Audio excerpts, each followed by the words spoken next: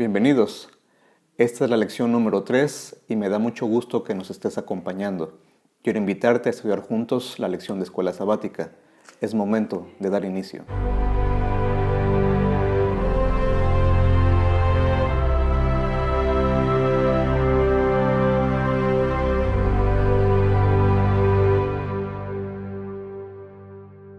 Cuando un país está en el proceso de sus campañas para la elección de algún gobernante, el presidente de la República, pues normalmente lo que se espera es que los candidatos a ese gobierno, a ese puesto público o político, den a conocer sus propuestas. En el Evangelio según San Mateo, en particular el capítulo 5, podríamos decir que encontramos la propuesta del candidato Cristo Jesús. Sí, el hijo de David, aquel que viene a ocupar el trono que David dejó vacante, tiene una propuesta de gobierno. Y la propuesta que él hace la conocemos hoy comúnmente como el Sermón del Monte. Durante esta semana, la intención del autor de la lección es que estudiemos dos de los discursos más importantes que Jesús dio en el Evangelio de Mateo, o que el evangelista registró en su Evangelio. Déjame decirte un poquito entonces acerca de estos discursos en general. Cuando tú tomas el Evangelio según San Mateo, debes estar listo a encontrarte con 5 discursos de Cristo Jesús en este Evangelio. El primer discurso es el que conocemos y dijimos ya, se llama el Sermón del Monte, que va de Mateo capítulo 5 al capítulo 7. El segundo gran sermón que registra Mateo lo encontramos en el capítulo 10. Y el tema en esencia tiene que ver con la misión, cuando los discípulos son enviados por Cristo a empezar a predicar el Evangelio. El tercer discurso, y del que también trata la lección, es el discurso de Mateo capítulo 13, que es un capítulo que habla de las parábolas del reino. El capítulo 5 al 7, del capítulo 5 al 7 y el capítulo 13 son los discursos que vamos a estudiar en este momento. Pero hay un cuarto discurso. El cuarto discurso lo encontramos en Mateo capítulo 18, cuando Jesús habló acerca de quién era el mayor en el reino también.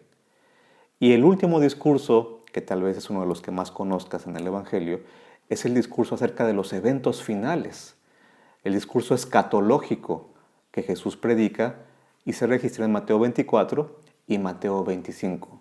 Recuerda ese capítulo. Mateo 25 no debes leerlo separado del 24. Pero bueno, eso podríamos reflexionar, o sobre eso podríamos reflexionar en otro momento. Quisiera entonces que, tomando como base que hay 5 discursos, pensáramos en lo siguiente. Mateo escogió el número 5 no porque fue lo único que Jesús enseñó, o los únicos discursos que se le pueden acreditar a Jesús en su ministerio.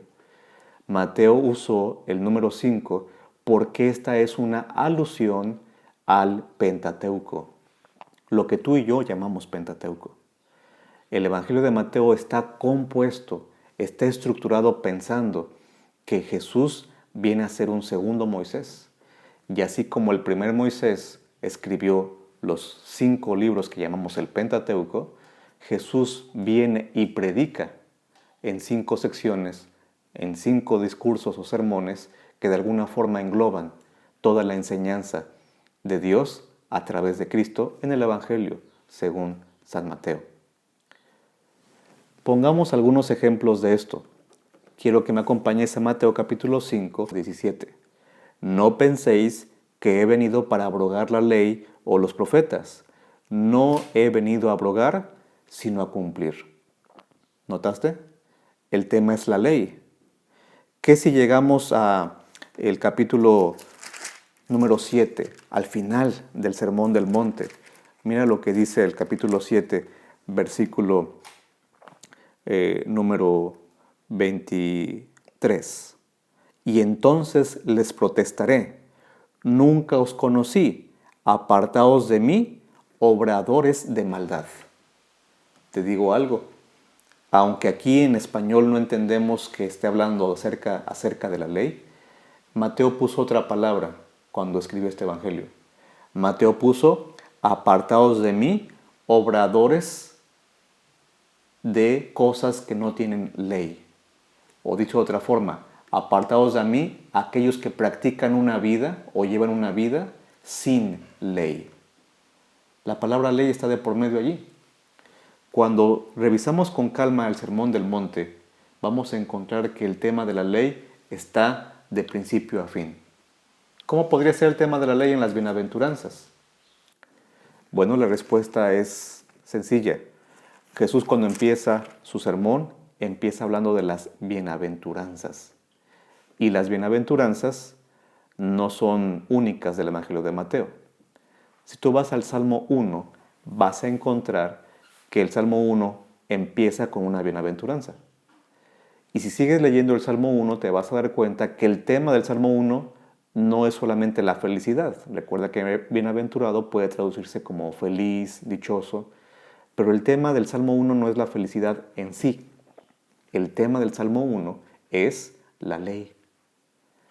Habla de una persona que se deleita, que se goza meditando la ley o en la ley. Así que Jesús empezó igual que el Salmo 1, con una bienaventuranza para aquellos que van a hacer de su estilo de vida algo que está basado en la ley. Si estabas pensando que la ley se refiere solamente a Éxodo 20, del 3 al 17, quiero recomendarte que recuerdes que esa no es la ley. Esa es apenas una parte de lo que involucra la ley. La enseñanza de Dios y de Jesús en particular en Mateo abarcaba diferentes principios que tienen que ver con tu vida y con la mía. Sí, Mateo 5 es la propuesta de gobierno de Jesús. Nos está diciendo que Él quisiera que aceptemos su propuesta. Él como candidato al reino, como aquel que va a ocupar el reino, espera que sus súbditos, espera que aquellos que entremos a estar bajo su gobierno, seamos capaces entonces de regirnos por lo mismo que Él considere importante. Y vaya que Él considere importante los principios que nos ha dejado en las Escrituras. Mateo 5, 6 y 7, el Sermón del Monte, tienen que ver con la propuesta de Jesús para tu vida y para la mía. ¿Qué nos propone Jesús? El Hijo de David, el Rey. Bueno, por ejemplo, nos dice en Mateo 5:48. Mateo 5:48. Sed pues vosotros perfectos, como vuestro Padre que está en los cielos es perfecto. Sí, Dios espera eso de nosotros. Cristo en particular dijo eso en su propuesta de gobierno. ¿Ser perfectos? Bueno, toma en cuenta el contexto. Y si abrazareis a vuestros hermanos, Mateo 5:47, y si abrazareis a vuestros hermanos solamente, ¿qué hacéis de más? ¿No hacen también así los gentiles? ¿Qué significa ser perfecto? ¿Qué significa tomar en cuenta la ley en nuestra vida? Significa actuar como aquel que originó la ley. Aquel que dice que hace que el sol salga sobre malos y sobre buenos, y que llueva sobre justos e injustos. Ser perfectos no significa no cometer ninguna falta más en nuestra vida. Ser perfectos, de acuerdo a la propuesta de Jesús en Mateo 5, significa hacer cosas buenas por aquellos que incluso no lo merecerían. ¿Te das cuenta entonces que la ley es mucho más que guardar el sábado o hablar de Éxodo 20? Tiene que ver con que el señorío de Cristo se refleje en acciones específicas. Si Jesús estuvo dispuesto a morir por la gente que lo trató mal, se esperaría que sus hijos podamos hacer cosas buenas por aquellos que incluso no lo merecen. Mateo 5, 6 y 7 son en esencia el lugar donde Cristo expone los principios que espera se incorporen en la vida de aquellos que hemos de seguir su reino, que hemos de participar en su reino, de aquellos que tendrán que decidir en si ir por el camino amplio o espacioso o el camino angosto, de aquellos que decidirán si es mejor construir sobre la roca o construir sobre la arena. La propuesta de Jesús fue impactante. La propuesta de Jesús fue muy llamativa, al grado que Mateo capítulo 7 termina diciendo, porque les enseñaba como quien tiene autoridad y no como los escribas. Mateo 7:29 nos dice que Jesús hablaba con autoridad. Y nota, No dice que los escribas no tuvieran autoridad, pero sí está implícito que la autoridad de Jesús era diferente. ¿Y cómo no iba a serlo? Era el hijo de David. Su autoridad, su capacidad de enseñanza, su capacidad de convocar a la gente para el nuevo reino que venía a predicar, se va a ver reflejada entonces en el siguiente discurso que la lección aborda esta semana. Me refiero a Mateo capítulo 13. Cuando vamos a Mateo capítulo 13, lo que vamos a encontrar básicamente es una serie de parábolas. No podemos, ni la lección lo va a hacer tampoco, explicar cada una de las parábolas con detenimiento. Pero sí te sugiero que mientras te preparas para entender mejor estos temas en la lección de esta semana, puedas estudiar palabras de vida del gran maestro. Vas a encontrar muchas cosas importantes acerca de las parábolas de Jesús, especialmente en este caso de Mateo capítulo 13. Pero vamos a decir algunas cosas brevemente. En el caso de las parábolas de Mateo 13, quiero que notes en primer lugar que se refieren al reino de los cielos.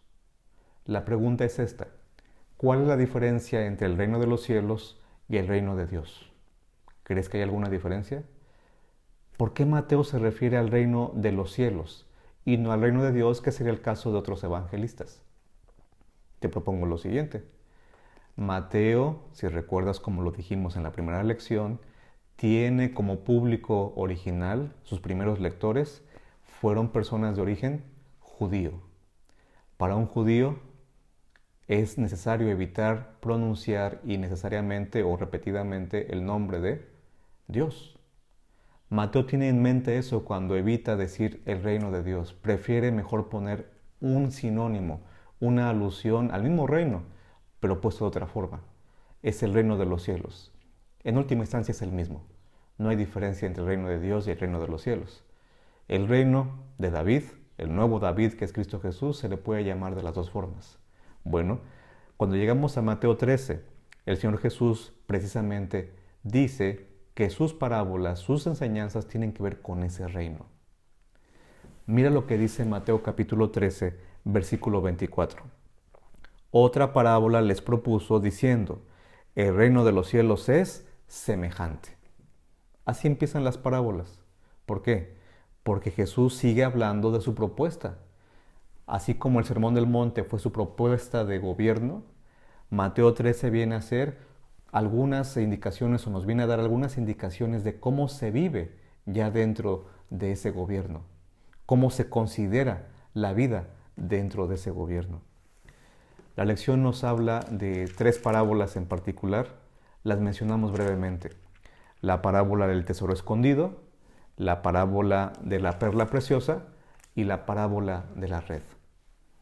Algunos breves comentarios sobre estas serían los siguientes. En el caso del tesoro escondido, podemos entender que el tesoro es el Evangelio. ¿Recuerdas qué dijimos que significa la palabra Evangelio? Victoria, el nacimiento de un rey. Bueno, el tesoro es el Evangelio. Sin Cristo no habría Evangelio. Sin el gran Cristo Jesús que va a vencer sobre el pecado, no habría Evangelio. Así que encontrar el tesoro es encontrarse con el Evangelio, es decir, con Cristo. Cuando alguien encuentra ese tesoro, no debe deshacerse de él. Debe hacer todo lo posible por hacerse de él. En el caso del hombre que estaba trabajando en un campo, la idea es algo común para aquellos días.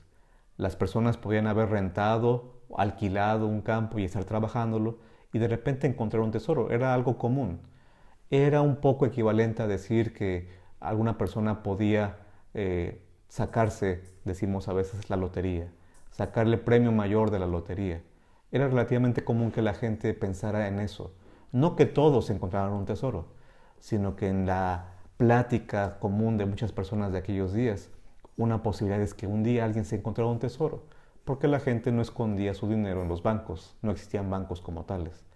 De esa forma la historia es conocida, pero aplicada al reino de Dios, al reino de los cielos, como lo dice Mateo. En el otro caso, el que busca las perlas deliberadamente está buscando algo importante. Y esto representa que no siempre encontramos a Jesús de la misma forma. Habrá personas que lo encuentren, digamos que sin intentar buscarlo. Y habrá otras personas que lo encuentren precisamente porque lo estaban buscando. El resultado es el mismo. Tiene que producir el efecto de que la persona diga, cueste lo que cueste, yo me quedo con Cristo. Cueste lo que cueste, yo prefiero el tesoro o la perla que representan a Cristo. ¿Qué con la parábola de la red? Bueno, era común que se usaran redes para pescar. No es la misma red que se menciona que los discípulos tenían en Mateo capítulo 4. Esta red que se menciona en la parábola es una red muy grande. Estas redes pueden llegar a medir unos 100 metros de largo y unos 3 metros de alto, que se sumergía esa red para que los peces cayeran. Y después entonces atrapaba todo tipo de pescados o de peces cuando eran llevados al lugar donde se extendía esa red. Esto implica que Dios quiere que todos pudiéramos ser alcanzados por la red del Evangelio, todos pudiéramos ser alcanzados por su reino. Sin embargo, en ese alcance de la red, no solamente se pescaban los peces ideales o los peces que se estaban buscando como los indispensables para el pescador. También había que hacer una separación de lo que se pescaba. Por eso es que Mateo 13, versículo 49, dice lo siguiente. Mateo 13, 49. Así será el fin del siglo. Saldrán los ángeles y apartarán a los malos de entre los justos. De manera interesante, Mateo nos aclara que no todas las personas que están en la iglesia o que han aceptado el Evangelio van a estar ya en el reino celestial con Cristo. Pero sí nos dice también que todos somos invitados, estamos invitados a ir a ese reino. Jesús predicó 5 grandes sermones en Mateo. Esta semana hemos visto básicamente algo de 2. El sermón del monte, el sermón de las parábolas. Sea que te guste más el primero o que te guste más el segundo, te propongo que sigas pensando que el que te está contando acerca de su reino es Cristo Jesús, es el Hijo de David. El Evangelio de Mateo es el Evangelio del reino, el Evangelio de aquel que quiere que tú y yo seamos parte de lo que Él ha preparado para nosotros. Si lo estamos buscando, no dejemos por nada a Cristo Jesús.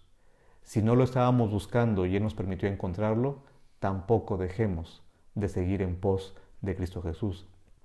Y si la red a veces piensas que es demasiado grande y ha dado cabida para que muchos entren y no necesariamente sepamos si era lo mejor que entraran, recuerda que nuestra misión no es seleccionar los pescados.